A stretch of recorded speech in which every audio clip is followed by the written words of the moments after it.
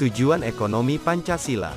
Tujuan utama penyelenggaraan ekonomi berdasarkan Pancasila adalah mewujudkan kesejahteraan umum dan keadilan sosial.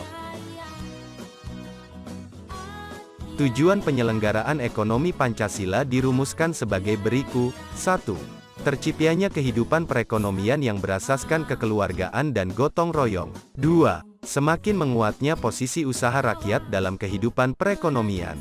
3. Terciptanya ekosistem usaha yang adil. 4. Pemanfaatan sumber daya alam dan energi sebagai pokok-pokok kemakmuran rakyat dengan tetap memberikan kesempatan pada generasi mendatang untuk memperoleh kualitas hidup yang sama dengan generasi sekarang. 5. Terpenuhinya hak setiap warga negara atas pekerjaan dan penghidupan yang layak bagi kemanusiaan.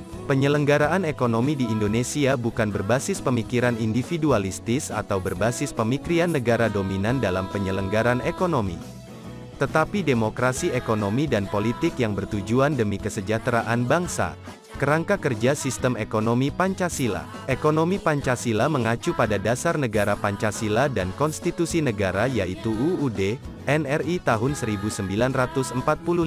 Sistem ekonomi Pancasila yang berdasarkan keseimbangan sosial akan mengutamakan kerjasama, gotong royong, tolong-menolong, bermusyawarah, dan bermufakat. 3 corak penting dalam ekonomi Pancasila. 1. Ekonomi Pancasila adalah jiwa atau roh dari ekonomi konstitusi. 2. Sistem dan pelaksanaan ekonomi Pancasila tidak anti pasar.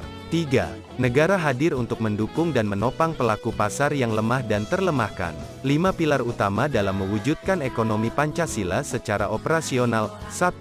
Pembangunan ekonomi harus berorientasi keadilan. 2. Negara menjamin hak semua warga negara Indonesia untuk mendapatkan kesempatan yang sama dalam dinamika ekonomi.